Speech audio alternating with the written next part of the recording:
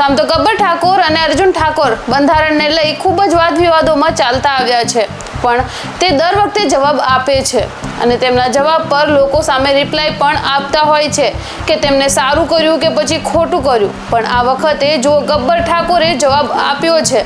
તે પણ પોતાના અલગ અંદાજમાં। આમ તો તમે જોતા હશો કે સોશિયલ મીડિયા પર કોઈ પોસ્ટ કરવામાં આવે અને એ જ રીતે બધાને જવાબ મળતા હોય છે, પણ ગબ્બર ઠાકોરે આ વખતે કંઈક યુનિક તરીકો નીકાળ્યો છે અને બંધારણને લઈ સામે જવાબ પણ આવી ગયો છે અને બંધારણને લઈ તેમને એટલું જ નહીં એક ગીત પણ ગાઈ લીધું છે અને તેમના જે વિરોધીઓ છે જે બંધારણ પર ખૂબ જ અડીને રહ્યા છે અને એ પણ ફક્ત ને ફક્ત ગબ્બર ઠાકોર અને અર્જુન ઠાકોરને લઈ, તો ગબ્બર ઠાકોરે ગીત ગાઈ અને તેમાં જવાબ આપી રહ્યા છે કે જે બંધારણ છે તે ફક્ત ને ફક્ત અમારી માટે છે અને જે બીજા ગામના લોકો છે તેમના માટે કોઈ જ બંધારણ નથી। અમે જો કાંઈ પણ જવાબ આપીએ અને ન્યાયની વાતો કરીએ તો જે અમારા આગેવાનો છે તેમને ખૂબ જ રીહ આવી જાય છે। ત્યારબાદ એટલું જ નહીં, તે દારૂબંધી પર પણ વાત કરી રહ્યા છે અને ગીતમાં કહી રહ્યા છે કે આખા ગામમાં દારૂ વેચાઈ રહ્યો છે તેનાથી કોઈને કંઈ જ તકલીફ નથી, જ્યારે કે